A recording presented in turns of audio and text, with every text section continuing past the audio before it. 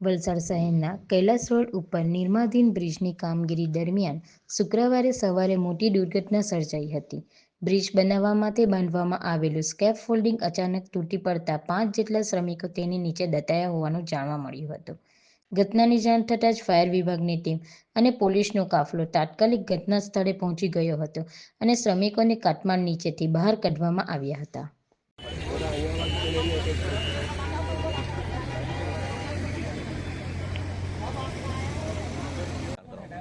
ખાસ કરીને કઈ રીતના પગલાં લેવામાં આવશે જે રીતની ઘટના બની છે અને કેટલા લોકોને ઈજા પહોંચી છે?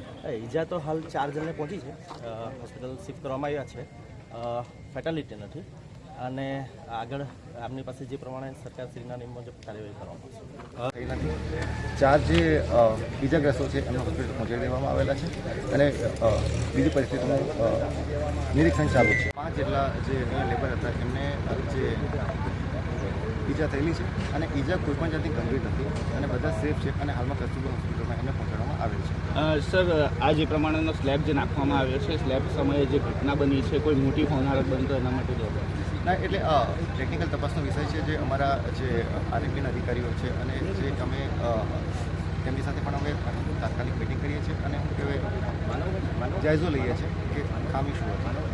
5 જેટલા શ્રમિકો જે હતા આજરોજ સવારે 9:15 ઔરંગા નદી પર બની રહેલા નવા બ્રિજનું જે સ્લેબ મૂકવા માટેનું ગડરનું જે કામ ચાલતું હતું એ ગડર 15 દિવસ પહેલાં મૂકવામાં આવેલો હતો અને એનું લેવલિંગનું કામ કરતા હતા.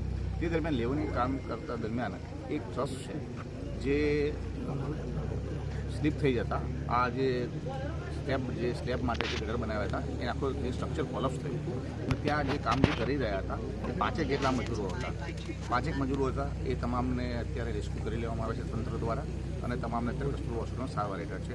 જે બાહ્ય ઈજાઓ જોતા હાલ કોઈ ગંભીર ઈજાઓ હોય એવું જણાય આવેલ નથી. તેમ છતાં આ વધારે ડિટેલ છે ડૉક્ટર સાહેબ તરફથી મળશે. હાલમાં આ જે ઘટનાની છે જાણવા જેવું નથી અને આગળની તપાસ કરવામાં આવશે. શું કારણ હતું એ ટેકનિકલ પાસાઓની તપાસ કરી અને આગળની ઘટના કાર્યવાહી કરવામાં આવશે. હાલના તબક્કે કોઈ જાનહાની નથી અને બીજી કોઈ ગંભીર ઈજા પણ જણાવી નથી. અત્યારે રેસ્ક્યુ ઝડપથી થાય અને એના માટે પોલીસ તંત્ર દ્વારા વહીવટીતંત્રની સંકલનમાં રહી અને જે બ્રિજનો જે ટ્રાફિક છે બાજુમાં જે ચાલુ બ્રિજ છે એનો ટ્રાફિક ડાયવર્ટ કરવામાં આવેલો છે જેથી કરીને બચાવને રાહતની કામગીરી છે એ ઝડપથી થઈ શકે અને સુચારુ થાય અને કોઈપણ જગ્યાની અવ્યવસ્થા ના સર્જાય એ માટે તકેદારી રાખવામાં આવે છે. એ પિલર વચ્ચે લોખંડના ગદરથી એ લોકોએ સ્લેબ ભરવાના હતા, પરંતુ સ્લેબની વચ્ચે ગદરની બેની વચ્ચે એ ટેકો ખસી ગયો શું ખબર નથી. પણ ફટ ધડાકેભર આજે સ્મશાનમાં આવ્યા ને લોકો જોયું કે ધડાકેભર તૂટી પડ્યો એટલે બધા મને જાણ કરી હું પણ અહીંયા આવ્યો છું ને એવી વાત મળી છે કે 4 જણને કંઈ હોસ્પિટલ લઈ ગયા છે. હવે એકાદની શોધખોળ કરતા છે એ લોકો કોન્ટ્રાક્ટર મનમાં કે 5 જણા હશે એટલે હાલ આ ચાલુ છે કામ કરી.